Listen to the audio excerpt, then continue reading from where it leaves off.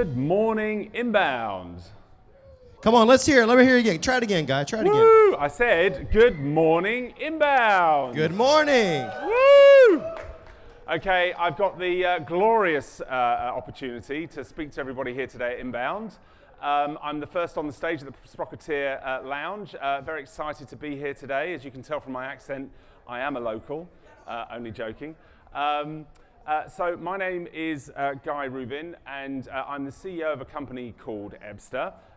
We help companies build predictable revenue engines with our revenue intelligence platform. So we have well over 400 companies using Ebster to analyze their pipeline, do their reviews, their one-to-ones, and build predictable revenue engines and forecast more accurately. Fully integrated with HubSpot, and we offer free trials, so check out ebster.com. That's the end of the sales pitch. Right, so purpose of today's session is we're going to be talking about what we call our insight reports.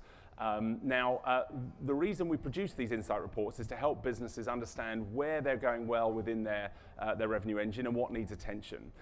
And when we look at the data, we recently analyzed just over 3.2 million opportunities, representing over $37 billion worth of pipeline. And some of the results were really quite shocking. You can see here on the slides that in half one of 2023, 73% of AEs missed their targets. That's a huge number. That's the highest we've ever seen. We've been running these reports now for nearly 4 years, and we've never seen that number as high as that. And when we dive into the numbers, what we find is that only 23% of the AEs are actually responsible for 83% of the revenue. And that gap is the widest we've ever seen. Now, when we look into the data a little bit further, we can also find that we see a record number of deals that are slipping. And so we qualify deals that are slipping as you've got past stage 2, you've done your qualification, we've agreed we're in a sales process, we've got an agreed process to close with the customer, and the dates start to slip. And nearly 40% of opportunities now are consistently slipping. And what do we know about slippage is that that once deals start slipping, their win rates start to drop dramatically. So we need to get under the skin of why this is happening, this is why we now produce for every customer a quarterly insight report. So when we onboard a customer, we go back 4 quarters, they get a complete audit of their entire revenue engine, and then every 3 months they get an update to that report to see how they're pacing. So what we're doing today is a teardown of an example report, of an actual report we've done for a live customer. We've taken their name off of it, so not to embarrass anybody, but we're actually going to walk you through some of the insights that we're able to deliver to the customers as we go. So for this particular customer, we're looking at their Q2 results. It's a B2B SaaS business that has over 100 employees. They use HubSpot Sales Hub, and they've got just over 50 sales reps at the moment. So the first thing we try and do is understand these 6 key factors. So these are the things that you should be worried or thinking about when you're trying to build a much more predictable revenue engine. So you'll see here, point number 1, we really want to be spending our time targeting ICP. When we target ICP customers or prospects, the win rates are 4 times higher. So instead of just working any lead that comes in through the inbound, we really want to be more proactive and targeting very specific companies that we know have a propensity to buy our product. Talking about propensity to buy, intent scoring we've seen has a massive positive impact on revenue. So understanding which of your target companies are actually in market to buy your product has a material positive impact on sales velocity, nearly 6 times higher when you're targeting a company that's actually in market to buy what you're selling. The next is to make sure we're targeting the right personas. So when we onboard you as a customer, we're going to go back 4 quarters and look at all the different stakeholders that are involved in every sales process and try and understand which personas you should be engaging with at every stage of the sales process. Now we know that being multi-threaded has a positive impact on revenue, but which personas should we be engaging with? Point number 4 here is about the strength of the relationships. Now, we know that in B2B sales, relationships drive revenue. So what we need to do is make sure that we're building those relationships in a really strong manner. And so being multi-threaded works on both sides. It's not just about one AE having a good relationship with the 3 or 4 stakeholders. We need multiple people within the organization at our end engaging with multiple stakeholders at the customer's end. And if we build those relationships high enough or strong enough, we can actually increase the win rates by 4 times. So we score every relationship the business has out of 100, and we use that engagement score to understand if that relationship is trending up or trending down. And the influence of things like the calls, the meetings, and the emails that are taking place all tell us whether that relationship has momentum and is moving in the right direction. Then one of the biggest influences we've seen on win rates has been good quality deal qualification, okay? So knowing that you're using a qualification methodology and being diligent about making sure that everyone is filling that out before they progress through the sales cycle has a material impact on your win rates. So this is one of the key takeaways we've seen for AEs that aren't performing. They end up skipping through that discovery phase really early, and then all of a sudden we're in stage 3 or 4 of a sales cycle and we're getting solution engineers involved and legal are getting involved, but it turns out we don't actually know that they've got the budget or who the economic buyer is or what the buying process looks like. So have the discipline to get that medic or medpic or BANT or spiced, get it completed before you allow the reps to progress. Now here at Ebster, we've got an add-in that goes into HubSpot and into Salesforce, and it automatically captures the medpic and if you're using our call recording tool, the transcript from the calls can then actually be used to pre-populate the medpic automatically, so it takes away the admin for the users. And then finally, we all know that time kills all deals, but by how much? Now, when we analyzed 3.2 million opportunities recently, we found that only 30% of those opportunities that were opened closed one. And now that's quite shocking. And to make it even worse, the deals that close lost, they spend twice as long in pipe as deals that close won. So there's huge inefficiencies in the way that the sales teams are operating. Now, what we need to understand is at what point should we be closing deals off as lost so that the sales team can be a lot more productive and work on something that has the potential to close. So knowing where the win rates start to drop below 10% really gives us an opportunity to be strong about closing those opportunities off sooner. So let's get into it. What we can see here is one of the first things we do is build a leaderboard of all the different AEs within your business and try and understand where their strengths and weaknesses are. So for example, here we can see that the ones in red probably need a little bit of work. We can see the average sales cycles here are a lot longer with the ones at the bottom. We can also see that the average deal values that they're working on. So what is it that some reps are doing better than others? And once we can see the data, we can start to do the analysis. We can also see that the impact here of relationships on revenue as well. So how multi-threaded are they, and how much momentum and engagement did they have? You know, if by the end of a sales cycle you're not in a position where you can start texting or WhatsApping your prospect, you probably don't have the strongest relationship as you think you do. And then finally, things like really using that deal qualification methodology. You can see here in the data that when the deal methodology is implemented and is consistent, having that discipline has a materially positive impact on win rates and reduces the time spent on deals that don't close one. So, to understand what's happening with your deals, you need to really focus in on these 3 key areas. We'll start with companies. So, really trying to understand where your ICP is and which companies we win with better is really key. Now, you may already think you know who your ICP is, but if you're not doing the analysis consistently, you might find that actually you're not targeting the best possible companies. So we have something called velocity of sale, which tells us on average the revenue we generate from each customer when they sign. And we can see here for this particular company, targeting media businesses that are somewhere between 200 and 1,000 users or employees in the US had the best possible sales velocity. Now, I mentioned before the impact of intent on revenue. Now, if you're not already using intent data, you really should be. Because understanding that which customers that you want to target are actually in market, it has a material impact on the sales cycle itself. Because they're already in market, they've already got a budget, and you can spend time with businesses that actually want to buy your product rather than having to educate them as to why they should in the first place and try and get them to find a budget.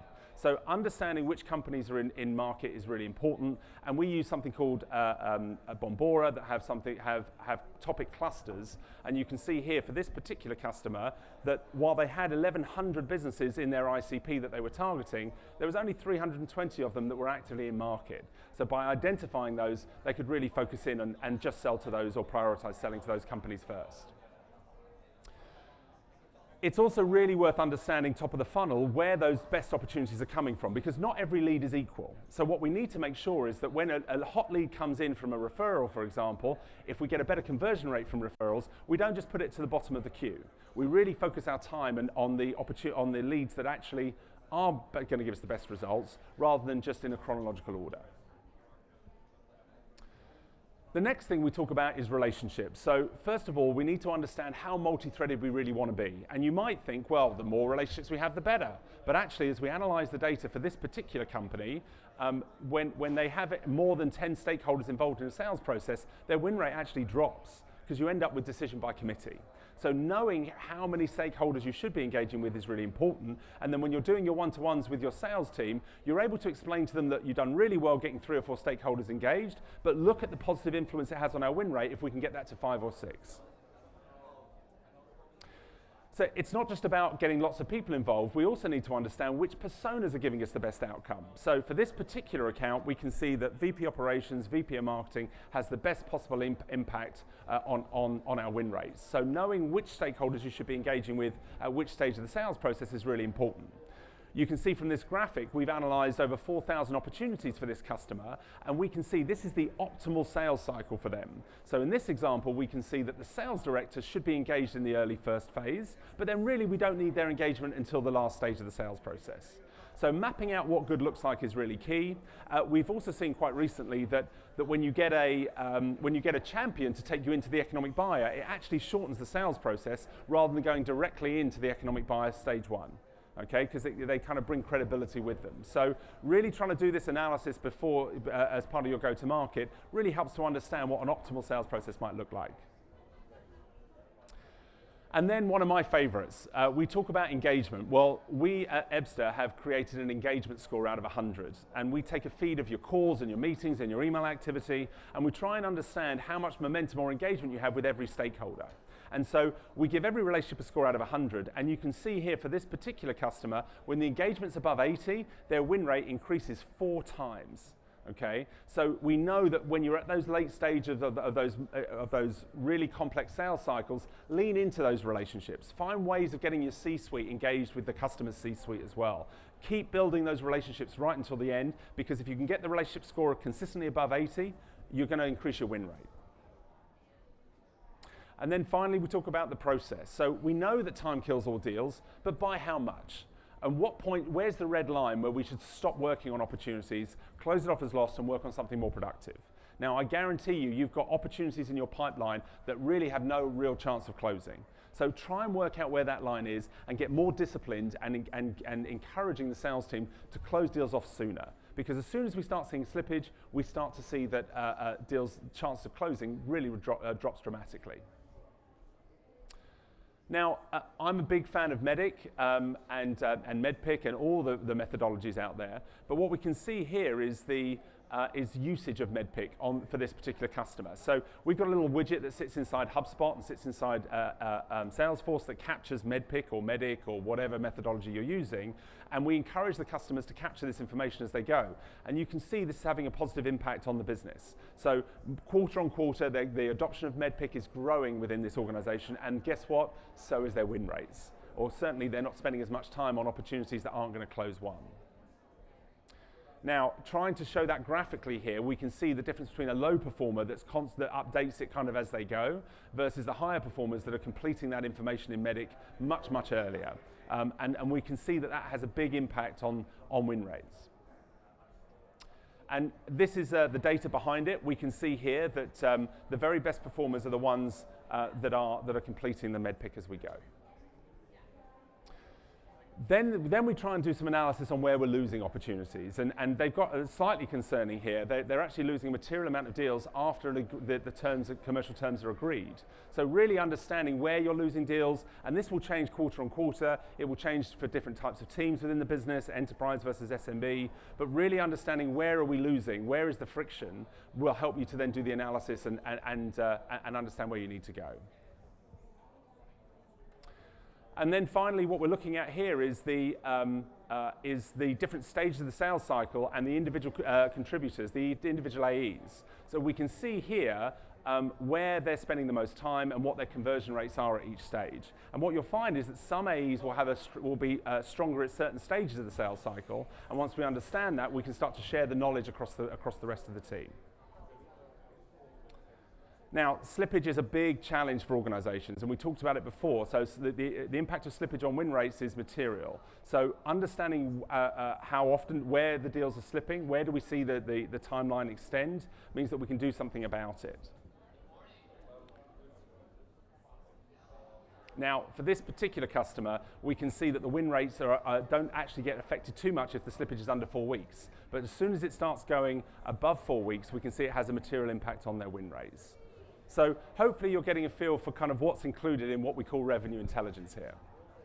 Now, the beauty is, by the purpose of revenue intelligence is all about understanding all the signals around the business that lead to revenue. Now, some of those signals are going to be in HubSpot, others are going to be in your marketing stack or in your mailboxes, your calendars, your phone records, and so on. But if you've got a free trial, knowing how often they log into the free trial or which buttons they're pushing. All of these things are signals that you should be analyzing to understand your entire go-to-market motion. And once you've got all of that data in one place, you can start to do the analysis, and we see consistently win rates increase by 16% within the first 3 months once you start surfacing this data.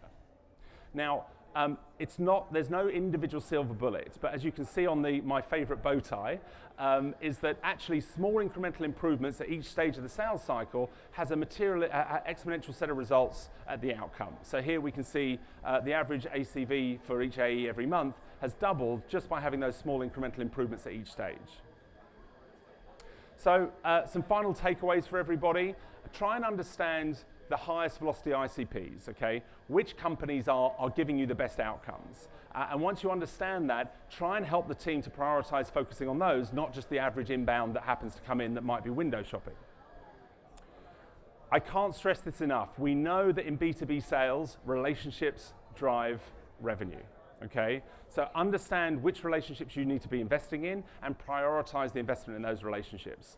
If we're still relying on our salespeople to do admin, number one, they're not going to do it very well, and number two, it's a great excuse not to be picking up the phone and building relationships with our customers and prospects. So focus and incentivize the team to build those relationships, and then find a way of measuring the momentum and engagement you have with different stakeholders at the customer. Try and understand where the friction is. None of us have got this all worked out yet, right? So knowing where we're losing deals means that we can start to dive into that and understand what we can do different and do better. And then finally, really try and understand all the different factors around the business that lead to revenue. Once you've got that information, it's a superpower and you can't undo it, right? So once you've got that data available to you, every quarter you should be setting yourself goals and targets to small incrementally improve. It's like trying to run a marathon. If you can do it 1 minute faster every time you do it, by the end of the year, you could be the fastest marathon runner in the world. So small incremental improvements is what RevOps is all about, and revenue intelligence is about giving you the data you need to understand what's going on. I hope you've all enjoyed the session. If you want to scan this QR code, you'll get a copy of the insight reports that we produce. This report download will give you access to the full report where we've analyzed over 3.2 million opportunities and $37 billion worth of pipe. And if you want to find out any more, please connect with me on LinkedIn or come and see us at Inbound. I've really enjoyed the session. Thank you all. And if you've got any questions, I'll happily take them now. Let's give Guy a big round of applause, ladies and gentlemen. Thank you, Esther. Thank you.